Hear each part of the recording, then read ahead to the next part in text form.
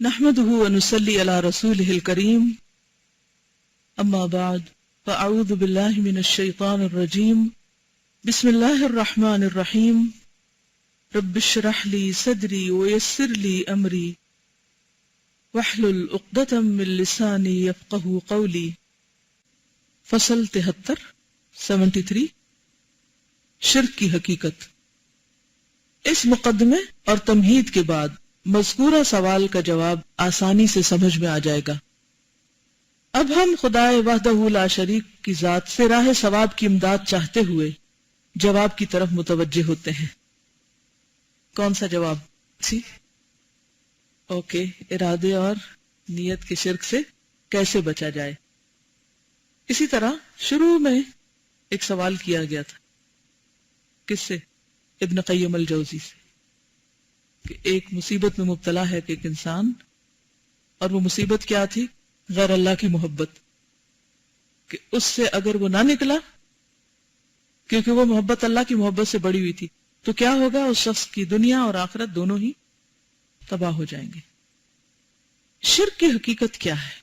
شرک کی حقیقت یہ ہے کہ خالق کو مخلوق کے مشابہ گردانا جائے، یعنی اللہ سبحانہ وتعالیٰ کو بندوں کی طرح سمجھا جائے.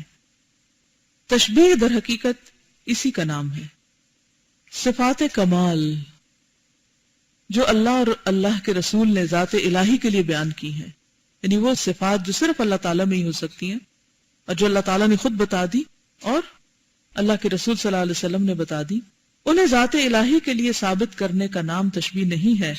لیکن جن لوگوں کے قلوب یعنی دل اللہ نے مسخ کر دیے ہیں اور جن کی بصیرت کی آنکھیں اندھی کر دی گئی ہیں، وہ اس حقیقت کو بالکل معکوس کر دیتے ہیں، الٹ دیتے ہیں.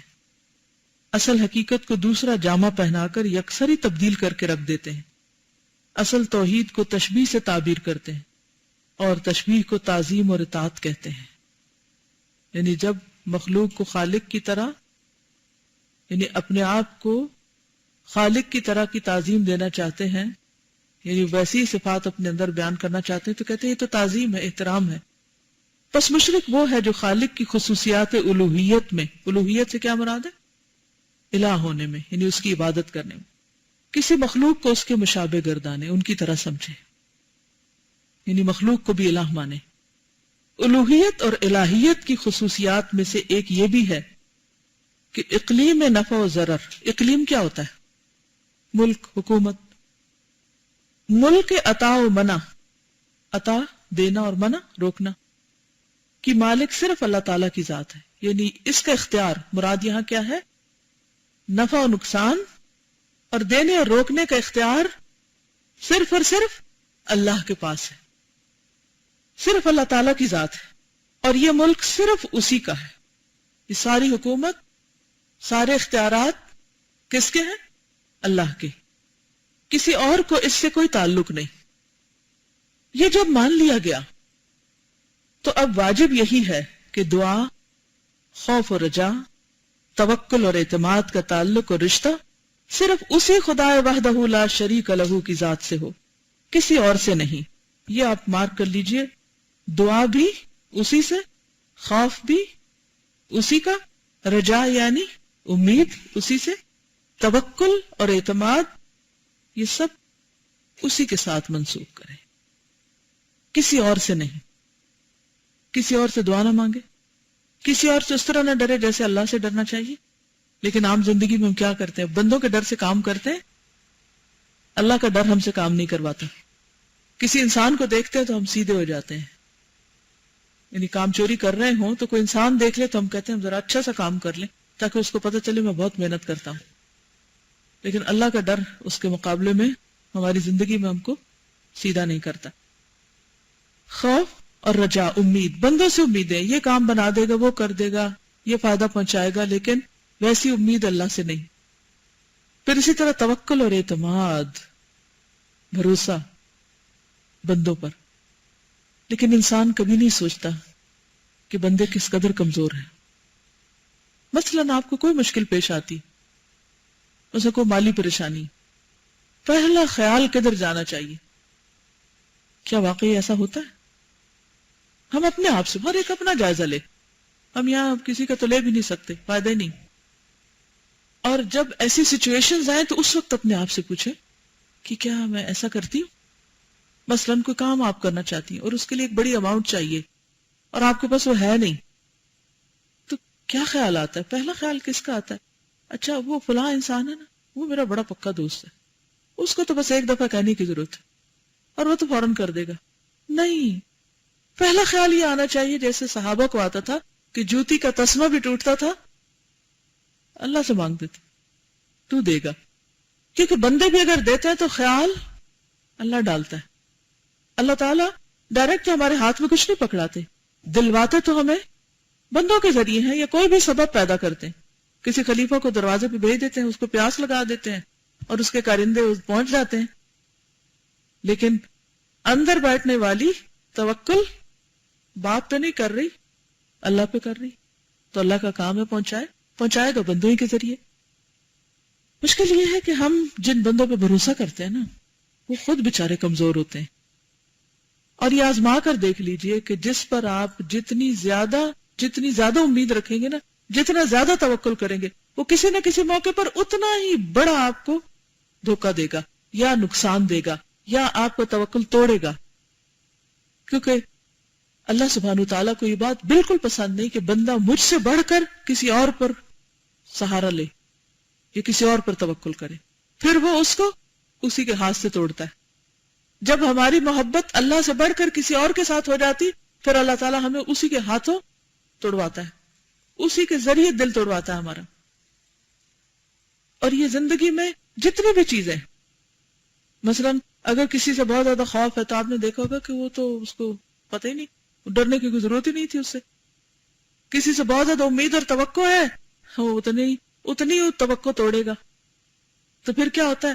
ادھر ٹوٹ رہے ہیں، ادھر ٹوٹ رہے ہیں، یہاں بیٹھ رہے ہیں، وہاں بیٹھ رہے ہیں، کوئی کام آگے بڑھ ہی نہیں پاتا. مشکل اور رکاوٹ کیا ہے؟ یہی ہے. کیونکہ جب بندوں سے توقعات ہوتی ہیں اور بندے غریب پوری کر نہیں سکتے کیونکہ وہ اس قابل ہیں ہی نہیں، وہ ناقص ہیں، غیر کامل ہیں، تو پھر ہمارے دل ٹوٹے رہتے ہیں، پھر ہماری ہمتیں ٹوٹ جاتی ہیں، پھر ہماری یقین میں کمی آ جاتی ہے، پاؤں لرز جاتے ہیں، پھسل جاتے ہیں، ہم مقصد سے ہٹ جاتے ہیں، راستہ چھوڑ بیٹھتے ہیں. کہتے ہیں کہ کیا پایا، کیا ملا تجھے اتنی محنت کرنے کا؟ اس جملے کا مطلب کیا ہے؟ کہ جس انسان کے لیے تم نے کی تھی اس نے تمہیں کچھ نہیں دیا، لہذا تمہاری محنت اکارت گئی. کیونکہ جو شخص اللہ کے لیے محنت کرتا ہے، کوشش کرتا ہے، وہ یہ جملہ بول ہی نہیں سکتا کیا ملا، کیونکہ وہ تو کل ملے گا، آج بھی ملے گا، لیکن اصل میں تو کل ملے گا. جب تک یہ یقین پختہ نہیں ہو جاتا اس وقت تک انسان دنیا کے غموں سے نجات نہیں پا سکتا. یہ جو روز ہمارے دل خراب ہوئے رہتے ہیں نا، اچھا اس کا نتیجہ کیا ہوتا ہے؟ جب دل خراب ہوتا ہے، اس سے دل خراب، اس سے خراب، اس سے خراب، تو نتیجہ کیا ہوتا ہے؟ ہم اندر سے کمزور پڑ جاتے ہیں، اب بیزار ہونے لگتے ہیں، پھر کسی اچھے کام کو ہمارا دل نہیں چاہتا، کام میں کوئی رغبت نہیں رہتی، پھر ہمیں کوئی موٹیویشن نہیں ہوتی، پھر ہم کہتے ہیں ماحول ہی ایسا ہے کہ اتنا ڈی موٹیویٹ کر دیتا ہے کہ بس کچھ پھر کیا ہی نہیں جاتا ہم سے. یہ ڈی موٹیویشن کیا ہوتی ہے؟ اچھا کچھ لوگوں نے ایک اور لفظ پکڑا ہوا، سیلف موٹیویٹڈ. واہ بھائی واہ، سیلف پر ہی سارا اعتماد ہے. اعتماد کس پہ ہونا چاہیے؟ نہ سیلف پر، نہ بندوں پر، اللہ پر. میرا رب کرے گا، وہ ہے نا. جب بھی کوئی مشکل پیش آئے، جب کوئی دروازہ بند ہو تو کہ وہ ہے نا، بس بات ختم، وہ ہے نا، پریشانی کی کیا ضرورت ہے. اس طرح انسان بندوں کو معاف بھی کرنا جانتا ہے، بندوں سے پھر اس کی کوئی ناراضگی بھی نہیں رہتی کیونکہ اس کو پتہ ہے کمزور ہے. اگر کوئی تعاون کرتا ہے تو ایک شکر گزاری ہوتی ہے، اور اس پر بھی اصل شکر گزاری اللہ کی کہ اللہ نے اس کو توفیق دی. تو وہ اول اور آخر وہی ہوتا ہے، هو الاول والآخر والظاہر والباطن. پھر اس کی ساری توقعات، ہر چیز اپنے رب سے وابستہ ہو جاتی. پھر وہ تنہائی میں بھی اس سے باتیں کرتا ہے، وہ مجلس میں بھی ہوتا ہے تو اس کا دل وہی لگا ہوتا ہے. تو یہ ہے اصل توحید. کوئی شخص اگر یہ تعلق اور رشتہ کسی مخلوق سے قائم کرتا ہے، کسی سے بھی، تو یقیناً وہ مخلوق کو خالق کے مشابہ کر رہا ہے. جو مخلوق خود اپنے نفع اور نقصان، موت اور زیست کی مالک نہیں، زیست کا معنی زندگی، اسے اس ذات وحدہ لا شریک کا مثل اور مشابہ قرار دیتا ہے جو ساری مخلوق اور مخلوق کے سارے امور کا مالک و مختار ہے، جو چاہتا ہے کرتا ہے، اس کی مشیت اور ارادے کے بغیر کوئی کچھ نہیں کر سکتا، جسے وہ دینا چاہتا ہے دیتا ہے، کوئی روک نہیں سکتا، اور جسے وہ منع کر دے اسے کوئی دے نہیں سکتا۔ اسی کو تو ہم ہر نماز کے بعد پڑھتے ہیں، اللہم لا مانع لما اعطیت ولا معطی لما منعت۔ اپنے کسی بندے کے لیے اپنی رحمت کا دروازہ بند کر لے تو اسے کوئی کھول نہیں سکتا، اور جس کے لیے کھول دے کوئی بند نہیں کر سکتا۔ اس لیے پر خوف بھی نہیں آتا بندوں سے، کیونکہ انسان کو پتا ہوتا ہے کہ اصل کنجیاں غیب کے خزانوں کی اور رحمتوں کی صرف اللہ کے ہاتھ میں، اس بندے کی دھمکیوں سے ڈرنے کی کوئی ضرورت نہیں۔ تو غم آپ کا غم رہے گا ہی نہیں، کوئی کیا بگاڑ لے گا۔ جو دوسروں کو دھمکیاں دیتے نا، خود ان پہ ایسی ایسی آندھیاں چلتی ہیں کہ انہیں اپنا بھی ہوش نہیں رہتا، کوئی نہیں کسی کو کچھ بگاڑ سکتا۔ ایسے مالک و مختار ذات کے ساتھ کسی بے بس غیر مختار مخلوق کو مشابہ قرار دینا، یعنی اس جیسا قرار دینا، قبیح ترین تشبیہ، بدترین تشبیہ ہے۔ عاجز بالذات، یعنی جو اپنی ذات میں عاجز ہے، کون ہے وہ؟ انسان۔ فقیر اور محتاج بالذات، یعنی اس کی ذات میں اس کے ساتھ لگی ہوئی ہے محتاجی اس کا۔ قادر بالذات، کون ہے؟ اللہ۔ غنی بالذات، یعنی جو اپنی ذات میں آپ غنی ہے، ہر چیز پہ قادر ہے۔ اس کے مشابہ ہونا کیا معنی؟ کیا مشابہ؟ اس جیسا تو ہو ہی نہیں سکتا۔ کمال مطلق، مطلق کس کو کہتے ہیں؟ مکمل کمال۔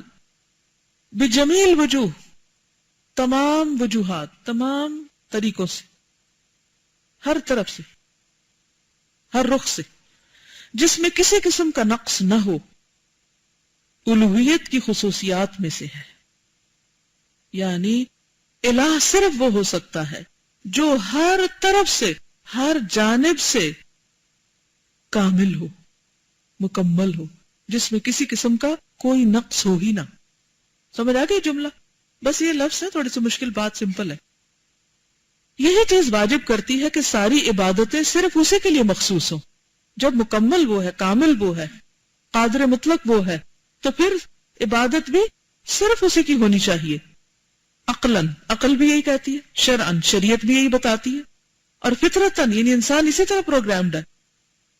یہ واجب ہے کہ تعظیم اور اجلال، اجلال کیا کہتے ہیں؟ کسی کو بزرگ ماننا، خشیت اور خاکساری، ڈرنا اور کسی کے آگے عاجزی اختیار کرنا، دعا اور استدعاء، استدعاء ہوتا ہے طلب، توبہ اور انابت، انابت کہتے ہیں اللہ کی طرف رجوع کرنے کو، توکل اور اعتماد، استمداد اور استعانت، استمداد مدد طلب کرنا، باب استفعال سے ہے، استعانت بھی یا کا نستعین والا ہے، انتہائی عجز و انکسار اور انتہائی محبت، یہ تمام امور صرف ذات الہی کے لیے مخصوص ہوں۔ یہ سب چیزیں کس کے لیے خالص ہوں؟ اللہ رب العزت کے لیے۔ کسی اور کے لیے یہ امور ثابت کیے جائیں، اس سے عقل، شرع اور فطرت مانے ہے، یعنی عقل، شریعت، فطرت سب اس کا انکار کرتے ہیں کہ کسی اور کے لیے یہ سب کام کیے جائیں۔ جو آدمی ان امور میں سے کسی امر کو بھی کسی اور کے لیے ثابت کرتا ہے، وہ اسے اس ذات کا مثل اور مانند قرار دیتا ہے جس کی کوئی مثل اور مانند نہیں، لم یکن لہ کفوا احد۔ اور یہ قبیح ترین اور باطل ترین تشبیہ ہے جو انتہائی ظلم پر مشتمل ہے۔ اللہ تعالیٰ نے خبر دے دی کہ ایسے آدمی کی وہ کبھی مغفرت نہیں کرے گا، حالانکہ ذات الہی وہ ذات ہے جس نے اپنے لیے رحمت خود لازم کر رکھی ہے۔ خصوصیات الوہیت اور الہیت میں سے ایک اظہار عبودیت بھی ہے کہ اللہ میں تیرا ہی بندہ ہوں، اور یہ عبودیت دو ستونوں پر قائم ہے، دو پلرز ہیں اس کے۔ ایک یہ کہ معبود سے انتہائی درجے کی محبت رکھی جائے۔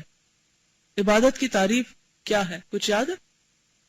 الخشوع والتذلل، کمال محبت کے ساتھ۔ یہ کمال محبت بھی اس میں آتا ہے، صرف ڈر نہیں، صرف خشوع نہیں، تذلل صرف جھکنا نہیں، یعنی محبت عبودیت کا لازمی حصہ ہے۔ کوئی عبادت محبت کے بغیر بے روح ہے، وہ صرف ایک ڈھانچہ ہے۔ صرف ایک ریچول ہے، ظاہری چیز ہے، محبت اس میں اصل جان ڈالتی. تو انتہائی جزو لا ينفک یا بیسک کمپوننٹ، جیسے ایٹم کے اندر جو بیسک چیزیں ہیں اس کے بغیر کیا ہوتا ہے، ایٹم ٹوٹ جاتا ہے تو پھر کچھ اور ہو جاتا ہے، اس کا نتیجہ کچھ اور نکلتا ہے. تو اسی طرح اگر عبادت کے اندر شدید محبت نہیں یا محبت نہیں تو وہ عبادت بھی پھر اس درجے کی نہیں یا قابل قبول نہیں. دوسرے یہ کہ معبود کے حضور انتہائی درجے کی عاجزی اور انکسار کیا جائے. یہ دو چیزیں ہیں عبادت. کیا؟ تذلل مع کمال المحبہ، الخشوع والخضوع والتذلل مع کمال المحبہ. انتہائی محبت کے ساتھ انتہائی خشوع اور انتہائی عاجزی اور انکساری. لیکن عام طور پر ہم اللہ کے سامنے عاجزی اور انکساری کمی کرتے ہیں، کہہ دیتے ہیں، لیکن بندوں میں سے اگر کسی کو اپنے سے بڑا دیکھیں، مال میں دیکھیں، علم میں دیکھیں، اس کے آگے جھکے بچھے چلے جاتے ہیں، اس سے انتہائی امپریسڈ ہوتے ہیں. یہ جو امپریس ہونا ہے نا، یہ کیا ہے دراصل؟ یہ اپنی عاجزی اور خاکساری کا اظہار ہے. جب ہم اللہ کے رسول صلی اللہ علیہ وسلم کے بارے میں پڑھتے ہیں یا آپ کی شخصیت کے بارے میں پڑھتے ہیں یا آپ کی کوئی حدیث پڑھتے ہیں یا آپ کی بتائی کوئی بات پڑھتے ہیں تو کتنے امپریس ہوتے ہیں، دل کی حالت کیا ہوتی ہے. اور اس کے مقابلے میں جب کسی سائنٹسٹ کی کوئی ریسرچ یا ڈسکوری پڑھتے ہیں تو کیا فیل کرتے ہیں؟ خود ہی کمپیریزن کر لیں، ایک دم کان کا اچھا فلاں نے یہ کہا ہے. وحی کے ذریعے جو خبر نبی صلی اللہ علیہ وسلم کو ملی اس پر تو کوئی دل کی حالت یہ نہیں ہوتی. اللہ سبحانہ تعالیٰ نے جو کچھ بنایا اس پہ تو کوئی حیرت نہیں. ہر روز اپنے اوپر آسمان اٹھا ہوا دیکھتے کوئی حیرت نہیں ہوتی ہم کو. کوئی بندے ایک بڑی عمارت بنا لیں جو تھوڑی سی اونچی ہو جائے تو ہم حیرت میں گم ہو جاتے ہیں کہ کیا کر لیا کسی نے، کیا کمال ہے. بندوں کو کریڈٹ دیتے ہیں، اللہ کو ما لکم لا ترجون للہ وقارا وقد خلقکم اطوارا. اپنی تخلیق پہ غور نہیں کرتے، لیکن کوئی سائنٹسٹ بتا دے کہ تخلیق کے یہ مرحلے ہیں انتہائی امپریسڈ ہو جاتے ہیں اس کے علم سے کہ اچھا اس نے کہا ہے. اللہ نے 1400 سال پہلے کہا، پڑھ پڑھ کے سوچے سمجھے بغیر یا سوچ سمجھ کے بھی تو دل کی حالت نہیں بدلتی. انہیں دو چیزوں پر عبودیت کی تکمیل کا دار و مدار ہے. مخلوق کی منزلیں اور ان کے مقامات ان دو امور میں تفاوت کے بموجب مختلف اور متضاد ہوا کرتے ہیں. جملہ مشکل ہے لیکن بات بڑے پتے کی ہے. مخلوق کے درجوں میں فرق کس بنا پر ہوگا کہ کس کے اندر اللہ کے لیے کس درجے کی محبت ہے اور کس کے اندر اللہ کے لیے کس درجے کی انکساری ہے. سب لوگ ایک درجے اور ایک مقام پہ نہیں ہوں گے نا قیامت کے دن. فرق ہوگا درجوں میں، کس بنا پہ ہوگا؟ کام تو ایک ہی ہے. مثلا ایک شخص ایک مٹھی پر کھجور لاتا ہے اور اس کو اتنا بڑا مقام مل جاتا ہے. ایک شخص چھوٹا سا عمل کرتا ہے لیکن اس کا عمل اتنا قابل قدر قرار پاتا ہے. کیا وجہ ہے؟ اور ایک شخص بڑے بڑے اور بہت زیادہ کام کرتا ہے اور بڑی شہرت پاتا ہے، یہ اللہ کے نزدیک اس کی ایک مچھر کے پر برابر بھی وقت نہیں. کیوں؟ فرق کس چیز کا ہے؟ کہنے کو تو سب کو پتا ہے، نیت اور اخلاص. اور جی قیامت کے دن اعمال میں، درجوں میں، مقام میں فرق کی وجہ اسی محبت اور اللہ کے لیے انکساری کا فرق ہے. کس درجے کا؟ اور اس درجے کو اور اس ڈگری کو بندے شاید نہ ناپ سکے. کیسے ناپیں گے؟ ہے ہی نہیں کوئی پیمانہ. اللہ سبحانہ و تعالیٰ جانتے کون اس کے لیے کتنا خالص ہے. اسی لیے تنہائی میں اللہ کے لیے جو آنکھ آنسو بہاتی اس کا مقام کتنا بڑا ہے. اس پہ جہنم کی آگ حرام ہے. ایسا شخص عرش الہی کے سائے تلے ہوگا کیونکہ وہ صرف اللہ کی محبت میں رو رہا ہے، اللہ کے ڈر سے رو رہا ہے. بہت دفعہ ہم آیات پڑھ کے رو بھی پڑھتے ہیں، سب ہوتا ہے، لیکن عموماً کیا ہوتا ہے جب اوروں کو دیکھتے روتے ہوئے ہم بھی سسکیاں لینے لگتے. کسی اور کو دیکھا کہ وہ کچھ کر رہا ہے، دیکھ کے ہم پر بھی وہ تھوڑا سا اثر آ جاتا ہے، ہم بھی تھوڑا سا. لیکن جب اکیلے ہوتے ہیں تنہائی میں، وہی ہم ہوتے ہیں اور وہی ہمارا رب ہوتا ہے. کیوں نہیں دل کی وہ حالت پھر جس شخص نے اپنی محبت، اپنا خشوع و خضوع، عاجزی، خاکساری، انکسار کو اللہ کے سوا دوسرے سے وابستہ کیا، اس نے اللہ تعالیٰ کے خالص حق میں اسے شریک مان لیا اور اس کے مشابہ قرار دے لیا۔ اس بات کا اللہ کی کسی شریعت میں جائز ہونا قطعاً محال ہے، اور عقل اور فطرت میں اس بات کی برائی جاگزیں ہے، لیکن بہتوں کی فطرت کو شیاطین نے بدل کر رکھ دیا ہے، ان کی عقلوں کو خراب کر دیا ہے اور اس بات کو ان کے سامنے معمولی سی بات بنا دیا ہے۔ صرف وہی لوگ اصل فطرت اور عقل سلیم پر قائم رہتے ہیں جن پر اللہ تعالیٰ کا فضل و کرم ہے۔ اللہ تعالیٰ نے ان کے پاس اپنے پیغمبر بھیجے اور کتابیں نازل فرمائی ہیں جو ان کی فطرت اور ان کی عقل کے مطابق ہیں۔ اس طرح وہ لوگ نور علی نور بن کر راہ ہدایت پر چلنے لگے، لیکن اس نور کی رہنمائی بھی اسی کو نصیب ہوتی ہے جس پر اللہ کی خاص مہربانی ہو اور جسے وہ اپنا بنانا چاہے۔ وما تشاءون الا ان یشاء اللہ رب العالمین۔ یہ سمجھ لینے کے بعد اب سمجھ لیجئے کہ سجدہ خصوصیات الوہیت اور الہیت میں سے ہے۔ جس نے اللہ تعالیٰ کے سوا کسی اور کو سجدہ کیا، اور سجدہ اصل میں علامت ہے کس چیز کی؟ خضوع، خشوع، انکساری اور عاجزی کی انتہائی علامت، کہ انسان اپنا ناک، اپنی پیشانی، عزت کے 2 مقام اللہ کی خاطر زمین پہ رکھ دے۔ تو اگر کسی اور کے لیے وہ ایسا ہی کرتا ہے تو گویا غیر اللہ کو اللہ تعالیٰ کے مشابہ قرار دے لیا۔ توکل بھی خصوصیات الوہیت اور الہیت سے ہے۔ جس نے غیر اللہ پر توکل کیا اس نے غیر اللہ کو اللہ تعالیٰ کے مشابہ بنا لیا۔ اب توکل کی مثال وہی حاتم الاسم کی بیٹی والی۔ توبہ بھی خصوصیات الوہیت اور الہیت سے ہے۔ جس نے غیر اللہ کے سامنے توبہ کی اس نے غیر اللہ کو اللہ کا شریک و ہمسر بنا لیا۔ اس کا مطلب نہیں کہ اگر کسی انسان کے حق میں کوئی جرم ہوا تو ہم معافی نہ مانگے، یہ نہیں ہے اس کا معنی۔ بندوں کے حق میں کوئی قصور ہو تو ان سے معافی مانگنی چاہیے، لیکن یہ یاد رکھیے کہ اصل معافی جب ہوگی جب اللہ معاف کرے گا۔ اس کا معنی کیا ہے کہ انسان دوسروں کے سامنے تو توبہ توبہ کرتا رہے، لیکن حقیقت میں وہ اللہ کے آگے سچے دل سے توبہ نہ کرے، یعنی دوسروں کے سامنے توبہ کر رہا ہے۔ غیر اللہ کے سامنے سے مراد غیر اللہ سے توبہ کرنا نہیں ہے۔ غیر اللہ سے توبہ کیا ہے؟ یعنی سوری کہنا، مثلا انسان، اب یہ نہیں کہ نہیں وہ تو غیر اللہ سے میں کیوں سوری کروں، ادھر تو میں اکڑ رہی ہوں، نہیں، یہ نہیں مطلب۔ مطلب یہ ہے کہ لوگوں کے سامنے تو بڑا مسکین بن جانا کہ مجھے تو بڑا اللہ سے ڈر لگتا ہے اور میں اللہ سے توبہ کرتی ہوں، لیکن جب اکیلے میں اللہ کے سامنے بیٹھے تو کوئی توبہ نہیں، کہیں اپنے گناہوں پہ رونا نہیں آ رہا۔ تعظیماً اور اجلالن قسم کھانا بھی خصوصیات الوہیت اور الہیت سے ہے۔ جس نے غیر اللہ کی قسم کھائی غیر اللہ کو اللہ کے ہمسر اور مشابہ بنا لیا، مثلا محمد صلی اللہ علیہ وسلم کی قسم کھانا یا باپ بھائی کی قسم کھانا، اور یہ کتنا عام ہے نا ہمارے معاشرے میں، اپنے ہی سر کی قسم کھا لینا، سامنے والے کی کھانا۔ یہ تشبیہ کا ایک پہلو ہے کہ کسی دوسری مخلوق کو خالق کا ہمسر اور مشابہ گردانا جائے، لیکن ایک دوسرا پہلو یہ ہے کہ خود بندہ اپنی ذات کو اللہ کا ہمسر اور مثل ثابت کرنے کی کوشش کرے۔ ٹھیک ہے، دوسرا کیا ہے؟ اپنی ذات کو اللہ کے برابر کرے۔ اس کی صورت کیا ہے؟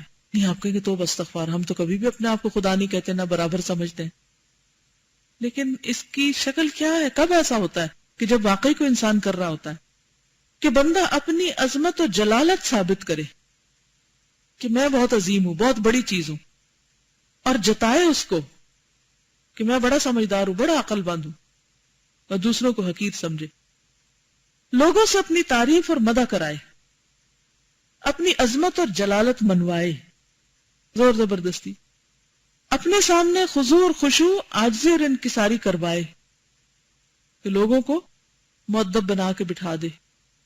اس کا مطلب نہیں کہ انسان بدتمیز ہو جائے دوسروں کے ساتھ اور کسی کی رسپیکٹ نہ کرے اور نہ کسی اور کو بولنے دے کسی مجلس میں، اور اس کا یہ مطلب نہیں ہے۔ اس کا مطلب کیا ہے کہ دوسرے لوگ اس کی مجلس میں ایسے سر جھکا کے بیٹھ جائیں جیسے کوئی کسی مسجد میں ذکر اللہ کرتے ہوئے سر جھکا کے بیٹھا ہو۔ یعنی اس قسم کو سپرفیشل قسم کا احترام یا انتہائی احترام کہ جو دراصل صرف اللہ کے لیے یعنی زیبا ہے۔ اللہ کے بندوں کو اپنے سامنے جھکائے، اپنی ذات سے امید اور رجا قائم کرنے پر انہیں مجبور کرے۔ خوف اور رجا، التجا اور الہا، استعانت اور امداد کے لیے مخلوق کے دلوں کو اپنے سے وابستہ کر لے، اپنا ڈر بٹھائے، اپنے سے امیدیں وابستہ کرائے کہ میں ہی تمہیں دوں گا تو تمہارا کچھ بنے گا، اگر تم مجھ سے چلے گئے کہیں اور تو پھر تمہارا کچھ نہیں رہے گا، چاہے وہ شوہر بیوی کے لیے سمجھے یا کوئی مالک اپنے غلام کے لیے یا کوئی بڑا اپنے کسی بھی سب آرڈینیٹس کے لیے۔ استعانت اور امداد کے لیے مخلوق کے دلوں کو اپنے سے وابستہ کر لیں کہ وہ اللہ سے نہ مانگے بلکہ آپ سے مانگے، وہ کہیں جی ہماری تو ساری امیدیں آپ سے ہی وابستہ ہیں، آپ ہی کچھ کریں گے ہمارے لیے۔ نہیں، یہ تشبیہ باللہ ہے، ایسا شخص اللہ تعالیٰ کی ربوبیت، الوہیت اور الہیت میں اللہ کا مقابلہ کر رہا ہے اور اس امر کا حقدار ہے کہ اللہ تعالیٰ اسے بہت ہی زیادہ ذلیل و خوار کر کے رکھ دے اور اسے اپنی مخلوق کے قدموں تلے رون ڈالے، یعنی دنیا میں ایسا شخص ذلیل و خوار ہو جیسے فرعون ہوا تھا۔ رسول اللہ صلی اللہ علیہ وسلم سے صحیح روایت ہے کہ یقول اللہ عز وجل العظمت ازاری والکبریاء ردائی فمن نازعنی واحدا منہما عذبتہ، سنن دارمی۔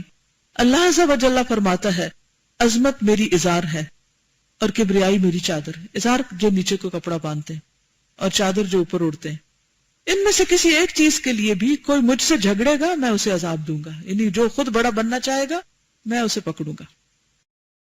مصور اپنے ہاتھ سے تصویر بناتا ہے، یعنی ہاتھ سے ڈرائنگ کرنا جانداروں کی، وہ صفت میں چونکہ اللہ کا تشابہ کرتا ہے اس لیے قیامت کے دن وہ سخت ترین عذاب کو مستحق قرار دیا گیا۔ اب دیکھیے کہ خدا کی ربوبیت اور الوہیت اور الہیت کی مشابہت کس درجے کا جرم ہوگا۔ رسول اللہ صلی اللہ علیہ وسلم کا ارشاد ہے اشد الناس عذابا یوم القیامت المصورون یقال لهم احیوا ما خلقتم، قیامت کے دن تصویر سازوں کو، تصویر بنانے والوں کو سخت عذاب دیا جائے گا، یعنی چاہے وہ پینٹ کریں یا وہ کوئی پورٹریٹ بنائیں، انہیں کہا جائے گا کہ جو تم نے تصویریں بنائی ہیں ان میں جان ڈالو، کیونکہ تم اللہ کی مشابہت کر رہے تھے کہ ہم بھی اتنی اچھی چیز بنا سکتے ہیں۔ رسول اللہ صلی اللہ علیہ وسلم نے ایک اور موقع پر فرمایا قال اللہ عز وجل ومن ازلم ممن ذهب يخلق خلقا كخلقی فليخلقوا ذرة فليخلقوا شعيرة، اللہ عز وجل ارشاد فرماتا ہے اس سے بڑا ظالم کون ہے جو میری مخلوق جیسی مخلوق بنانے کے لیے چل کھڑا ہو، وہ ایک ذرہ اور ایک جو تو پیدا کر کے دیکھے، وہ بھی نہیں بنا سکتا۔ اللہ تعالیٰ نے ایک ذرے اور جو کا ذکر کر کے اس سے بڑی اور اعظم چیزوں کے متعلق تنبیہ فرمائی ہے کہ اگر ذرہ نہیں بنا سکتے تو بڑی چیزیں کہاں سے۔ مقصود یہ ہے کہ یہ تو اس شخص کا حال ہے جو صرف صنعت اور صورت گری میں اللہ کی مشابہت کرتا ہے، اس شخص کا کیا حال ہونا چاہیے جو خصوصیات الوہیت اور الہیت میں اللہ کی مشابہت اور ہمسری کرے۔ یہی حال ہے اس شخص کا جو اللہ کے نام میں اللہ کی مشابہت اور ہمسری کرے، اپنے لیے وہ نام اختیار کرے جو ذات خداوندی کی سوا کسی کے لیے جائز نہیں، مثلا ملک الاملاک، بادشاہوں کا بادشاہ، حاکم الحکام، حاکموں کا حاکم، شہنشاہ وغیرہ۔ یہ جو شہنشاہ نام ہے یہ بھی ناپسندیدہ ترین ہے۔ رسول اللہ صلی اللہ علیہ وسلم کا ارشاد ہے ان اخنع الاسماء عند اللہ رجل یسمى بشاہان شاہ ملک الملوک ولا ملک الا اللہ، اللہ تعالیٰ کے نزدیک ذلیل ترین نام یہ ہے کہ کسی آدمی کا نام شہنشاہ، ملک الملوک رکھا جائے، یعنی شاہان شاہ یعنی شاہوں کا بھی شاہ مراد ہے، شہنشاہ کا مطلب، حالانکہ اللہ کے سوا کوئی ملک نہیں۔ ایک روایت میں کچھ اور الفاظ بھی وارد ہیں، مثلا اغیظ رجل علی اللہ رجل یسمى بملک الاملاک، مسند احمد، مغضوب ترین آدمی اللہ تعالیٰ کے نزدیک وہ ہے جس کا نام ملک الاملاک رکھا جائے۔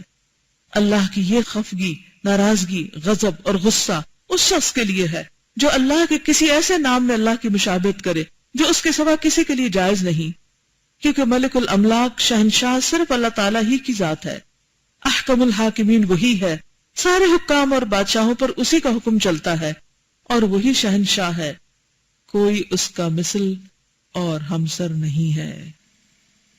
کوئی کوشچن ہو تو وہ آپ پوچھ سکتے ہیں اس سبق سے ریلیٹڈ۔ سوال ہے کہ تنہائی میں بھی ہر رات ایک جیسا تقویٰ کا لیول حاصل کیسے کیا جا سکتا ہے؟ چاہنے کے باوجود یہ ممکن نہیں، اس لیے کہ دل کی حالت بدلتی رہتی ہے، لیکن کبھی تو ممکن ہونا۔ یہ کمزوری تو ہے ہم میں، یہ ہمارے بس میں نہیں، لیکن ہمیں اس کی مسلسل کوشش رکھنی چاہیے اور اس کے لیے دعا بھی کرنی چاہیے اور مسلسل جدوجہد کرنی چاہیے. جی آپ فرمائیے سوال. لیکن ایک یہ ہوتا ہے کہ دعا کرنا کہ انسان میں نے دعا کی تھی اللہ تعالیٰ سے تو فوراً دیکھیں یہ قبول ہو گیا کہ میں نے یہ دعا کی تھی تو جو قبول ہو گئی. تو اس میں بھی آپ دیکھیے کہ آپ کس کو کریڈٹ دے رہے ہیں, اللہ کو اس میں دے رہے ہیں یا اپنے آپ کو دے رہے ہیں. یعنی مقصد کیا ہے, دل میں نیت اور ارادہ اور چھپا ہوا, کیونکہ یہ سمندر ہے جس میں سے کوئی ڈھونڈنا بھی بڑا مشکل ہے. تو اس میں نیت اور ارادہ کیا ہے کہ لوگوں کو یہ بتائیں کہ میں مقبول الدعا ہوں, میری دعائیں بڑی قبول ہوتی ہیں, یا یہ کہ اللہ کا کتنا بڑا احسان ہے کہ اس نے دعا سن لی, ان ربی قریب مجیب. تو تعریف کس کی مقصود ہے؟ جی. اور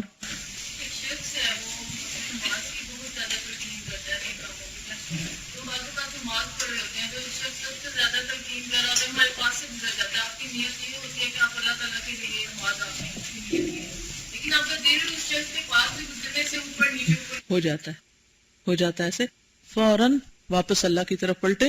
اور وہی موقع ہے اذا مسهم طائف من الشیطان تذکروا فاذا هم مبصرون, کہ ایسے لوگوں کو, یہ میرے تقوی والوں کی صفت بیان ہو رہی کہ جب ان کے اندر شیطان کا خیال گزرتا ہی ہے, مسهم ٹچ ہی کرتا ہے, چھو کے گزرتا ہے, اور یہ جو آپ نے بتایا نا دل اوپر نیچے ہونے لگتا ہے اس وقت, تذکروا تو انہیں فوراً یاد آ جاتا ہے, نو مجھے اس کے لیے تھوڑی نماز پڑھنی, میں تو اللہ کے لیے پڑھنی. فَإِذَا هُمْ مُبْصِرُونَ, انہیں سب نظر آنے لگتا ہے پھر اس وقت کہ وہ کیا کرے, انہیں اپنی غلطی نظر آنے لگتی ہے اور شیطان کا کچوکا فیل ہونے لگتا ہے, اور پھر وہ وہیں اصلاح کر لیتے ہیں, وہ پلٹتے ہیں, اللہ ان کی طرف رحمت سے پلٹ آتا ہے. لیکن اگر کوئی کہے کہ ہاں یہ تو نیچرل ہے, ویسے تو ہوتا رہتا ہے, تو کیا ہوا پھر, میرا کیا قصور ہے اس میں, تو بس ٹھیک ہے, نہیں, اصرار نہ کرے اپنی غلطی پر, فوراً کہے کہ اللہ تو بچا کے رکھنا. اور اس وقت اپنے آپ کو انسان دل ہی دل میں کہہ دیتا ہے توبہ, میں کتنی کمزور ہوں, کتنی دفعہ غلطی کروں گی, ہر وقت میرا یہی حال ہے. یعنی اپنے آپ کو کوسے اس وقت, جیسے کسی بھی غلطی پر انسان کسی کو کوستا, خود کو کوسے. جی فرمائیے آپ. جی وہ ایک تو ہے نا نیچرل, اور ایک یہ ہے کہ بندوں پہ روب جتانے کے لیے تو آپ لوگوں کے سامنے تو بڑے توبہ طائب کرنے والے, یا بعض اوقات کیا ہوتا ہے کہ لوگوں کو آپ کہتے ہیں کہ میں اب توبہ کر چکا ہوں فلاں گناہ سے, اور چھپ کے وہی کر رہے ہوتے ہیں. تو آپ دراصل اللہ کے لیے تو توبہ نہیں کی, سچی توبہ تو نہیں ہے. یعنی بندوں پہ آپ نے امپریشن کیا ڈالا کہ اب میں یہ گناہ نہیں کر رہا, لیکن حقیقت میں آپ کر رہے ہوتے ہیں, اور آپ کو خود پتا ہوتا ہے کہ آپ کر رہے ہیں. جی ایک ٹرمینالوجی یہ بھی ہے, سیلف میڈ, سیلف موٹیویٹڈ, ہر چیز اپنے سیلف سے منسوب کر دی کہ میں ہی سب کچھ ہوں. اس میں دراصل جو انسان کے اپنے ہاتھ سے, وہ تو ایک عکس آ رہا ہے نا, وہ دیٹ از ڈفرنٹ. لیکن جو چیز انسان اپنے ہاتھ سے بناتا ہے تو سمجھتا ہے کہ میری عقل اور میرا ہاتھ جو ہے وہ یہ کر رہا ہے.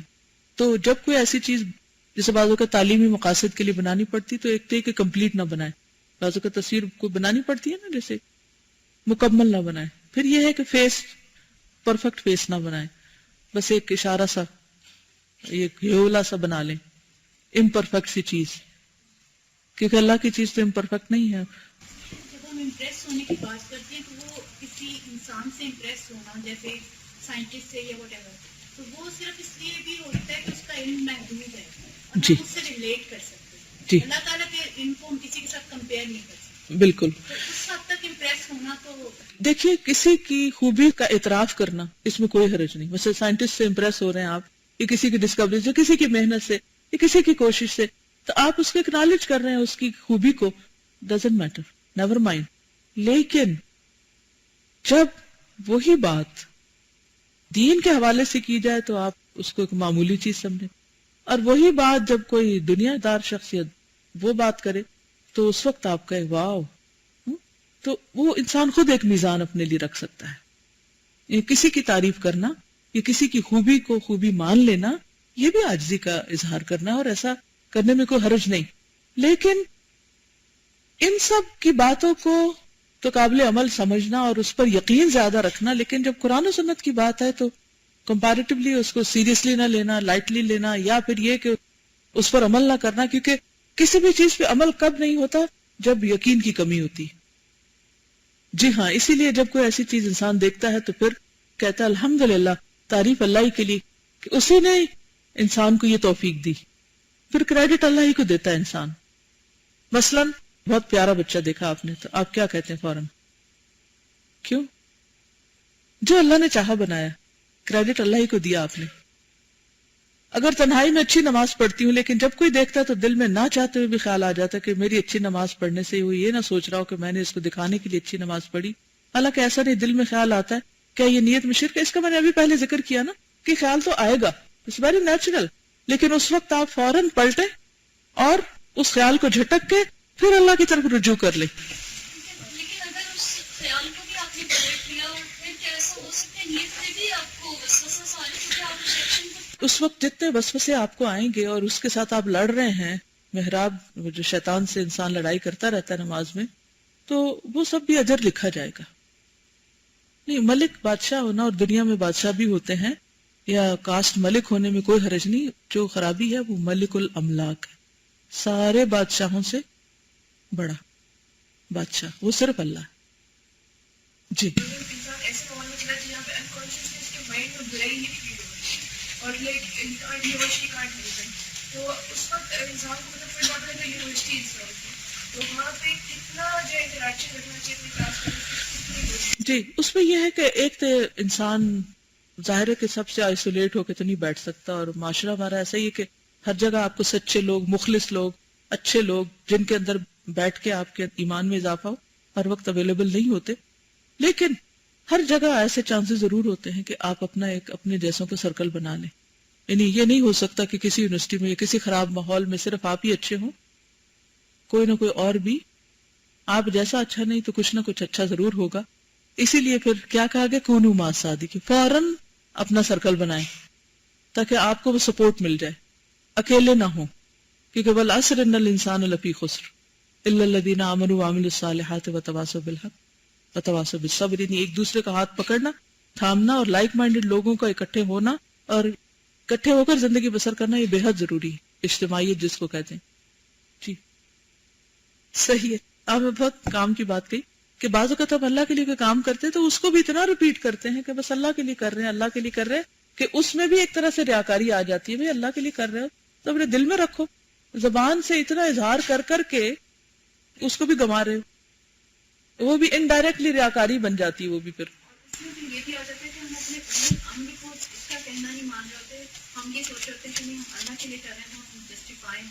جی ہاں, یعنی پھر وہ اپنے کام سے بھی کام چوری کر لیتے ہیں. بھول گیا بھول جاتا ہے کہ میں نے دو سجدے دو رکعت پڑھ لی ہے, قدر بھی ایک ہی پڑھی ہے, پھر سجدہ دے دیا. وہ ایسے بھی کیا آپ کہہ سکتے ہیں جس میں شک ہو, شک کو یقین میں بدل لے. مثلا آپ کو شک ہوا کہ دو سجدے کیے یا ایک, تو اس کو ایک بنا لے اور ایک اور کر لیں تاکہ آپ کی نماز تسلی والی ہو جائے. انہوں نے سوال کیا کہ جس طرح عبد الرحمن اور عبد الرحیم اور اس طرح کے مختلف نام ہوتے ہیں, کیا یہ غلط ہے کہ عبد ہٹا کر باقی نام بولا جائے؟ اس میں آپ دیکھیے کہ کسی کو رحیم کہنا, رحیم تو ایک عام صفت عربی زبان کی, اس میں کوئی حرج نہیں. لیکن اگر الرحیم آپ نے کہا تو پھر وہ ال جو ہے وہ اس کو خاص کر دیتا ہے, پھر وہ اللہ کے لیے خاص ہو جاتا ہے, تو وہ کہنا درست نہیں. اس کا یہ مطلب تو نہیں کہ کسی انسان سے کوئی کام کروانا منع ہے یا کسی سے کروانا نہیں چاہیے. اس میں یہ ہے کہ انسان اسباب اختیار کرے گا. یعنی کوئی کام کرنا ہے, مثلا اگر مجھے پیاس لگی اور میں کہوں کہ پانی لے آؤ ذرا, تو اس کا یہ مطلب ہے کہ میں نے انسان پہ اعتماد اور توکل کر لیا کہ یہ میرا کام کرے. یہ نہیں اس کا مطلب. انسان انسانوں کے کام آتے اور کام کرنا چاہیے, لیکن اصل بات یہ ہے کہ کسی انسان پہ ایسی توقع رکھنا کہ بس یہی میرا کام کرے گا اور اللہ کو انسان بھول جائے, تو وہ چیز ٹھیک نہیں. اور خصوصاً غیبی طور پر, یعنی اسباب کے بغیر کوئی کام کر سکتا ہے, یہ مراد ہے. جی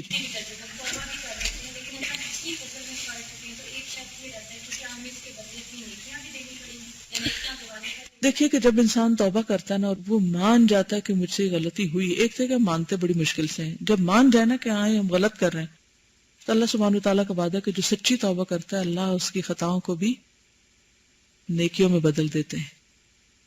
تو اس بات پر بھی توبہ استغفار کیجئے کہ اللہ ہم کمزور ہیں. اصل میں مطلوب ہے اپنی عاجزی کا اظہار, نہ نیکی میں تکبر جائز ہے اور نہ کسی اپنی بڑائی اور قابلیت اور کسی بھی چیز میں.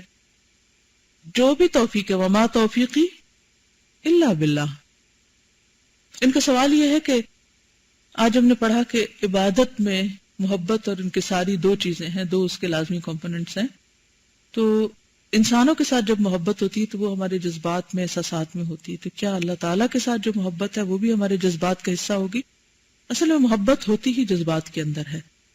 ہمیں اللہ کی اطاعت کرنی ہے جسمانی طور پر، ذہنی طور پر اپنے آپ کو اس کا بندہ بنانا ہے. اسی طرح اپنے جذبات اور احساسات کے ساتھ بھی اس کا اظہار کرنا ہے. اب یہ ہے کہ بعض اوقات ہم نماز پڑھتے ہیں تو ہمیں واقعی محسوس ہوتا ہے کہ ہم اللہ کے آگے کھڑے، لیکن بعض اوقات اتنے تھکے ہوئے ہوتے ہیں یا اس وقت کوشش کے باوجود بھی وہ جو ایک خاص لطف ہے یا آنکھوں کی ٹھنڈک ہے وہ نماز میں نہیں آتی. اب یہ نہیں ہو سکتا کہ ہم نماز چھوڑ دیں اور پھر یہ کہیں کہ پھر فائدہ ہی کوئی نہیں تو نماز ہوگی ہی نہیں میری. نہیں، وہ ایک اوور آل دیکھا جائے گا، یعنی یہ نہیں کہ ہر وقت کی کیفیت کو کاؤنٹ کر لیا جائے، ایک اوور آل دیکھا جائے گا کہ یہ بندہ شوق سے میری طرف آتا ہے یا اس کے دل کی کیفیت کیا ہے جب میرا کوئی حکم سنتا ہے، آوازاری کی ہے، بیزاری کی ہے، یا ایک انابت کی ہے، یا اس پر وہ خوش ہوتا ہے کہ ہاں شکر ہے کہ میرے رب نے یہ حکم دیا. یعنی کہ وہ ایک اوور آل کیفیت جو ہے ایک بندے کی. مثلا بچے کے ساتھ بھی محبت ہوتی تو یہ تھوڑی ہوتا کہ ہر وقت ہم جذباتی زندگی گزار رہے ہیں، اس میں بھی اوپر نیچے ہوتا رہتا ہے، کیونکہ جذبات جو ہوتے ہیں نا وہ کسی ایک لیول پہ ٹک نہیں سکتے، نہ وہ کنٹرول کر پاتا ہے انسان ان کو کہ بس آج میں نے یہاں کر دیا تو ادھر اب رک جاؤ یہی. چونکہ جذبات کا تعلق دل کے ساتھ ہے تو ہمیشہ اوپر نیچے ہوتے ہی رہتے ہیں. لیکن یہ چیز میک شور کرنی چاہیے کہ اوور آل جب ہم اللہ کی غلامی میں خود کو دیتے ہیں، ائتیا طوعا او کرہن قالتا اتینا طائعین. یہ جو طوع ہے، طوع کا لفظ یعنی اطاعت کا، اس کا روٹ کیا ہے؟ توبہ. اس میں کیا چیز پائی جاتی؟ خوشی سے کسی کی بات ماننا.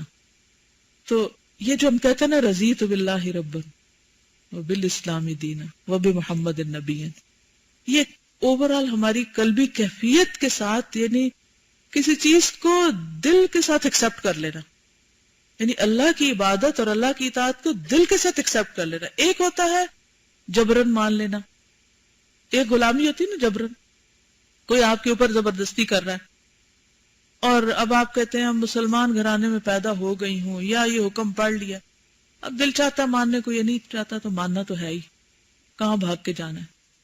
اب دیکھیے کتنے مسلمان گھرانے ایسے ہیں کہ جن میں بعض اوقات ایسی چیزیں پائی جاتی ہیں کہ وہ خود اسلام کا مذاق اڑا رہے ہوتے ہیں، یا یہ کہ بس ایسی ہمارے بندے نماز پڑھ لی، اس میں تو صرف اس لیے پڑھ لی کہ حکم ہے. تو یہ نہیں ہونا چاہیے. ہر وقت جذبات کی کیفیت نہیں ہو سکتی، لیکن اللہ کے ساتھ تعلق جذبات سے خالی بھی نہیں ہو سکتا. ٹھیک ہے؟ ہاں جی ہاں.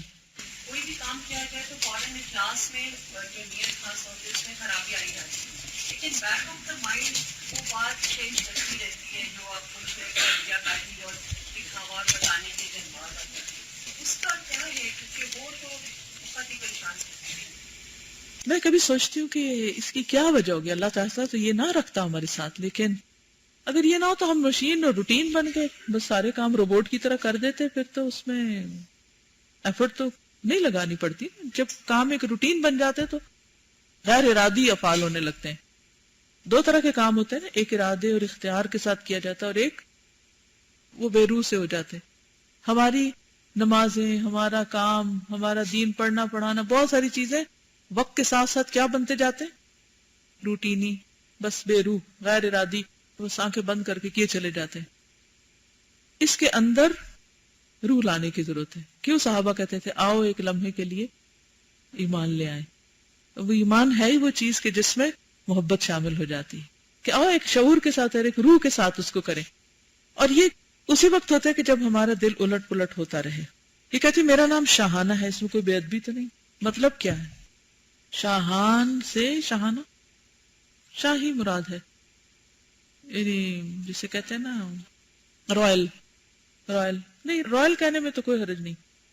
فرق سمجھیے، رائل ہونا اور بات ہے، لیکن سارے رائلز کا رائل بننے کی کوشش کرنا، گریٹ رائل، وہ ٹھیک نہیں. جی آپ فرمائیے. جی یہ کہتے ہیں کہ بعض اوقات ہم خود کو خود کچھ نہیں سمجھ رہے ہوتے کہ لوگوں کی تعریفیں اور لوگوں کی باتیں بار بار ہمارے کانوں میں پڑتی ہیں اور وہ ہمارے بارے میں بڑی توقعات رکھ لیتے ہیں. دو چیزیں، ایک تو خیال رکھیں کہ جب بھی کوئی تعریف کرے تو فوراً اپنے کو گناہ یاد کر کے استغفار کرنے لگا کریں، اور کہیں نہ کہیں اپنی کوئی کمی، کوتاہی، خرابی کسی نہ کسی چیز کا ذہن میں لے آیا کریں. دوسری بات یہ ہے کہ آپ یہ سوچا کریں کہ ان کو خود ہی پتہ چل جائے گا. اس میں یہی مفہوم ہے، اللہ ملا تو آخذنی بما یقولون، اللہ مجھے نہ پکڑنا جو یہ کہہ رہے ہیں، جو یہ سمجھ رہے ہیں. وجعلنی خیرا مما یظنون، اور مجھے اس سے بہتر بنا جو یہ سمجھتے ہیں. واغفر لی ما لا یعلمون، اور مجھے اس بات پہ معاف کر دے جو یہ جانتے نہیں. اگر کسی سے کہا جائے دعا کریں تو ٹھیک ہے مگر پیچھے نہ پڑ جائیں اور ہر وقت یہی نہ جملہ ریپیٹ کریں. اب تو الہدا والوں نے اس کو تقیہ کلام بنا لیا ہے. اٹھتے بیٹھتے دعاؤں میں یاد رکھیے گا، سلام کریں گے تو ساتھ، خدا حافظ کریں گے تو ساتھ. میں کہتی ہوں ہر بات کی ایک حد ہوتی ہے نا، یعنی اس وقت خود ذرا تھوڑا سا اللہ کو یاد کر لیں. یعنی کہنے میں کوئی حرج نہیں، لیکن اتنا نہ کہیں کہ دوسرا. اور پھر آپ دیکھیے کہ ہم ہر نماز میں تو کر ہی رہے ہوتے ہیں نا، ربنا اغفر لی ولوالدی وللمؤمنین یوم یقوم الحساب. کہنے کی تو ضرورت ہی نہیں. دعائے شافی بہت مشکل لگتی ہے، آپ کے بغیر کیسے پڑھ. دیکھا پھر میں ہی استاد تھوڑی ہوں. خصوصاً جب اس کا فائدہ اس کلاس میں ہوتا ہے، پھر اس کو پڑھنے کا طریقہ بتائیں. اوکے، اس میں آپ دیکھیں کہ جتنی پچھلی کتاب پڑھ چکے ہیں نا، یہ ساری ریکارڈڈ موجود ہے، اس سے استفادہ کر سکتے ہیں. پھر یہ ہے کہ اگر کوئی بھی نہیں آپ کے پاس نا ریکارڈنگ ہے اور آگے کی آپ جلدی پڑھنا چاہتے ہیں، پڑھنا شروع کیجئے، ذرا بول کے پڑھیے. میں کئی دفعہ اس کو خود جب آپ کو پڑھانے کے لیے پڑھتی ہوں تو مجھے کچھ جملے نہیں سمجھ آتے تو پھر میں اس کو بولتی ہوں، اونچا بول کے پڑھتی ہوں. پھر اس کے بعد مشکل لفظ انڈر لائن کرتی ہوں، پھر ڈکشنری میں دیکھتی ہوں. ٹائم نہ ہو تو کسی سے کہتے ہیں جلدی سے ڈکشنری میں دیکھ کر آؤ کہ کیا مطلب ہے اس کا، کیونکہ تکے سے نہیں بتانا چاہیے مطلب. استاد اگر ایسے کرتے تو خیانت کرتا ہے. تو اس کو کیا کرنا چاہیے؟ تیاری کر کے آنا چاہیے، اور جو نہیں پتا اس سے پتا کر لو جس کو پتا ہے. تو ڈکشنری کا استعمال جو ہے بے حد ضروری. آپ سب کوئی آگے کا چیپٹر خود پڑھ کے دیکھیے اور ڈکشنری استعمال کیجیے، انشاءاللہ آپ دیکھیں گے کہ بہت ساری چیزیں سمجھ آ جائیں گی. اگر نماز پڑھتے ہوئے انسان کے دماغ میں کسی بھی انسان کی شکل نہ چاہتے ہوئے بھی بار بار آئے، پھر انسان اسے جھٹکے اور پھر آ جائے، تو کیا یہ شرک ہوگا؟ اس کا علاج صرف نماز کے اندر نہ کریں، اس کا علاج نماز کے باہر کریں. جب نماز کے باہر آپ خیال جھٹکیں گے نا تو نماز بھی ٹھیک ہو جائے گی. کیوں آپ نے کسی کو اپنے اوپر اتنا سوار کر رکھا ہے؟ اور اس کا علاج صرف ایک ہے، اور وہ ہے اللہ سے مدد مانگنا. جہاں ہم عاجز ہیں نا، کمزور ہیں، وہاں اللہ کی ذات ہے اور وہ مدد کرتی. آپ تجربہ کر کے دیکھ لیں. میں آپ کو گارنٹی کے ساتھ یہ بات کہتی ہوں کہ اگر آپ نے سچے دل سے اللہ سے مدد مانگی، اللہ آپ کی مدد ضرور کرے گا، اور آپ کے دل سے ایسے تمام خیال نکل جائیں گے اور آپ کی نماز اللہ کے لیے خالص ہو جائے گی. ٹھیک ہے نا؟ تو یہ سب ہماری انسانی کمزوریاں ہیں، لیکن اس کا یہ مطلب نہیں کہ یہ کہتے رہیں اور روتے رہیں کہ جی کمزور ہیں انسان اس لیے ایسا ہو جاتا ہے. ہم تو کمزور ہیں، اللہ تو کمزور نہیں. اگر ہم اللہ کو راضی کرنا چاہتے ہیں تو اللہ ہی سے مدد مانگے. گناہوں کا احساس بعض اوقات اتنا حاوی ہو جاتا ہے کہ توبہ کی دعا کرنے کی طرف دل مائل نہ ہو رہا ہو تو پھر کیا کیا جائے؟ مجبور کیا جائے خود کو توبہ کے لیے، اس لیے کہ اور کوئی رستہ ہے ہی نہیں. اگر وقتی طور پر آپ کا دل نہیں مان رہا تو آپ اٹھیے، کچھ صدقہ کیجئے، جا کے کسی کی خدمت کیجئے، کوئی اور اچھا کام کیجئے. تو اس سے کیا ہوتا ہے، جب انسان نیکی کرتا ہے نا تو دل کھلنے لگتا ہے، پھر انسان کے دل میں رقت آتی ہے، پھر اللہ کی طرف انسان مائل ہوتا ہے. سجدہ تو اللہ کے لیے کرتے ہیں، لیکن زمین پر سجدہ کرنا کیا ضروری ہے؟ اور جو عورتیں کسی بیماری کی وجہ سے کرسی پر نماز پڑھتی ہیں تو وہ سجدہ نیچے نہیں کرتی، کیا وہ میز یا کسی اشارے سے سجدہ کریں تو ایسے وہ ٹھیک ہوگا؟ ایک بات میں اپنے تجربے سے بتاؤں کہ ٹھیک ہے کہ ہمیں مشکل ہوتی ہے بعض اوقات. میرے اپنے گھٹنے میں تکلیف شروع ہو گئی تو مجھے کسی نے کہہ دیا کہ آپ اب اپنے گھٹنے کی احتیاط کریں اور زمین پہ سجدہ نہ کریں ورنہ گھٹنے تباہ ہو جائیں گے. میں ڈر گئی، میں نے کہا اچھا میں بڑی زیادتی کرتی ہوں تو چلو تھوڑا کرسی پہ شروع کرتی ہوں اور آرام بھی ہو جاتا ہے. پھر تو اتفاق یہ ہوا کہ جب میری تکلیف اور بڑھ گئی کرسی پہ بیٹھنے سے تو پھر میں اور اس کی انویسٹیگیشن شروع کی. تو اس میں جو مجھے ڈاکٹرز نے بتایا وہ یہ تھا کہ اگر آپ مستقل طور پہ اپنا گھٹنا استعمال نہیں کریں گی تو آپ کے جو مسلز ہیں وہ سکڑ جائیں گے اور آپ کی بیماری بڑھے گی. اللہ سبحانہ تعالیٰ نے سجدے کا حکم کسی مقصد کے تحت ہی دیا ہے. آپ کو تکلیف بھی ہو تب بھی کوشش کریں کہ آپ دن میں کم از کم فرض نماز نیچے ہی جا کے پڑھیں. اور آپ یقین کیجئے میرا پرسنل ایکسپیرینس ہے کہ میں نے گھٹنوں کا خاص طور پر تھوڑا مساج وغیرہ کیا, اس کو ایسی چیزیں لگائیں کہ وہ سافٹ ہو. یہ نہیں کہ اکڑے ہوئے گھٹنے کے ساتھ آپ زمین پہ جا بیٹھیں. اس کی فزیو تھراپی کرائی, اس کو تھوڑا مساج وساج کرا کے اس کے بعد ایکسرسائز شروع کی. ایکسرسائز کے بعد دوبارہ زمین پر سجدہ کرنا شروع کیا. سجدے کے ساتھ ساتھ پھر آہستہ آہستہ اتحیات بیٹھنا شروع کیا. اب درمیانی اتحیات پوری کوشش کرتی ہوں کہ زمین پر ہی کروں.